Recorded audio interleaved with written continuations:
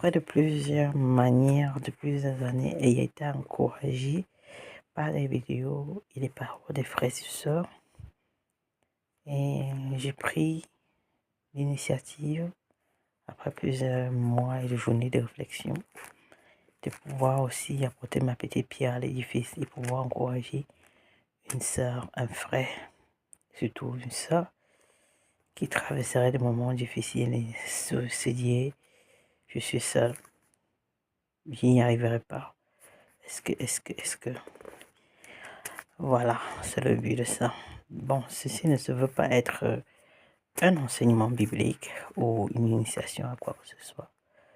Ouais, je pense que pour cela, le Seigneur a pourvu les saints ministres, mais ceci veut juste peut-être être une exhortation, mais ça serait surtout un partage de ce que j'aurais appris de mes méditations quotidiennes avec le Seigneur. Et ouais, je publierai au fur et à mesure que l'inspiration viendra ou le besoin se fera nécessaire. Cette année, c'est sous le nom de les noces de Cana, noces d'acquisition. J'ai appelé cette année pour moi-même cupcake. Cupcake comme les petits gâteaux. Et aujourd'hui, je veux partager avec vous l'enseignement ou la méditation que je fais en cette journée avec l'esprit et ce que j'ai appris.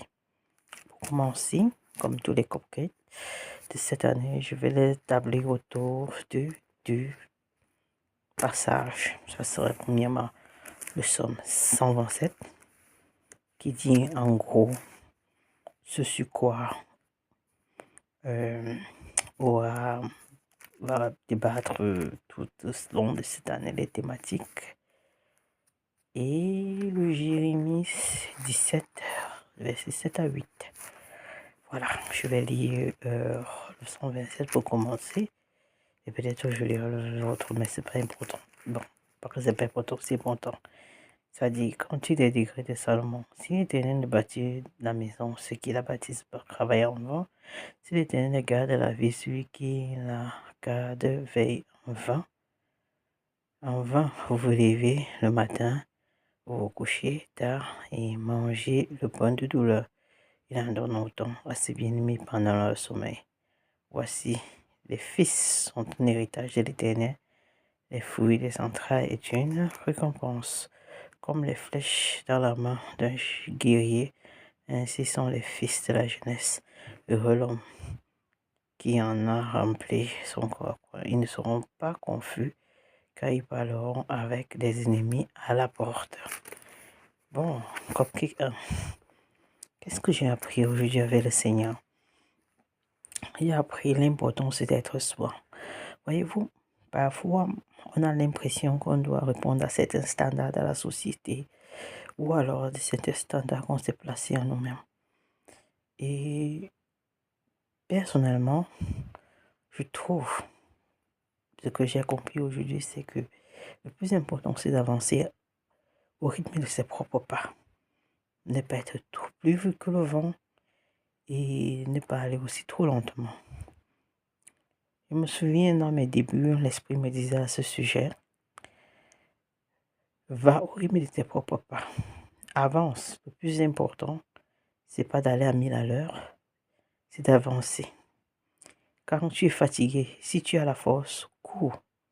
Mais si tu es fatigué, rampe. Mais le plus important, avance, reste en mouvement, ne t'arrête pas.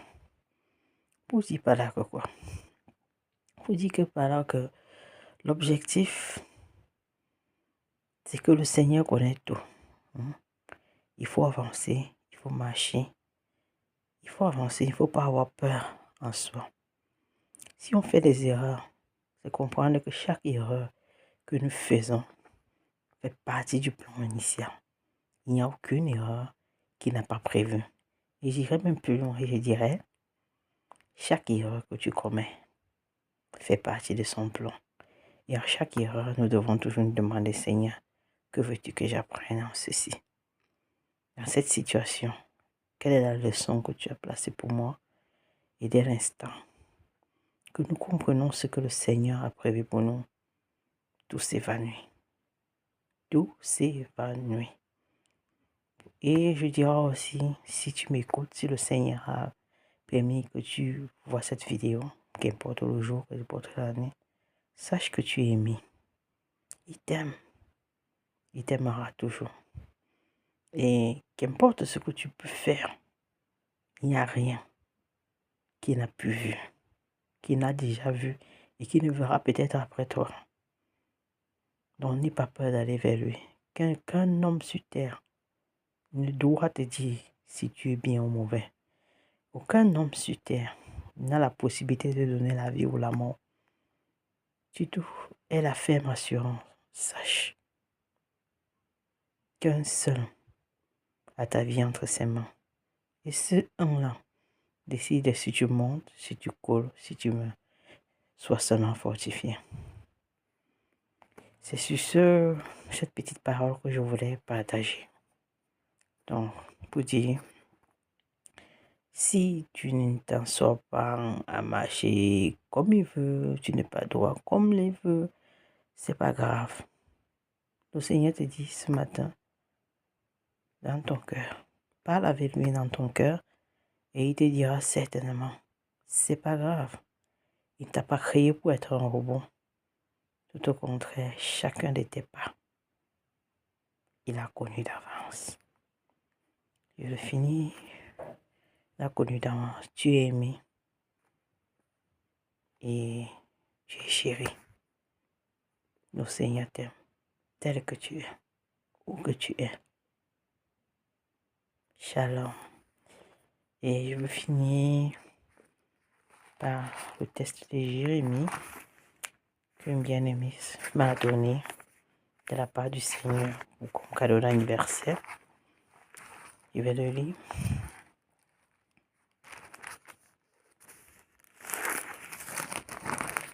Parle avec lui dans ton cœur. Parle avec lui dans ton cœur.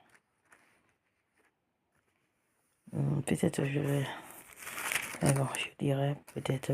excusez si ma Bible est un peu déchirée. C'est un peu ça. Donc, Jérémie... On est 15, on 16. Et le chapitre 17, verset 8, 7 à 8. Il dit ceci, béni soit l'homme qui se confie dans l'Éternel et dont l'Éternel est l'espérance. Il est comme un arbre planté près des eaux et qui étend ses racines vers le courant. Il n'aperçoit point la chaleur quand elle vient et son feuillage reste vert dans l'année de la sécheresse. Il n'a point de crainte et ne cesse de porter du fruit. Remarque que le Seigneur n'a jamais dit que tu devais être parfait. Ou l'homme qui travaille trop, la juste dit celui qui se confie en l'Éternel. Donc chaque jour, parle avec lui. Il t'aime. N'oublie pas, Shema Israël. Adonai Elohim, Adonai Era. Souviens-toi Israël, notre Seigneur est un. Notre Seigneur est Dieu. C'est là, c'est là, c'est là. C'était Cupcake Heinz. 1, 2. Rendez-vous, plaise à Dieu, pour le Cupcake 2 ou 2. Ciao, shalom.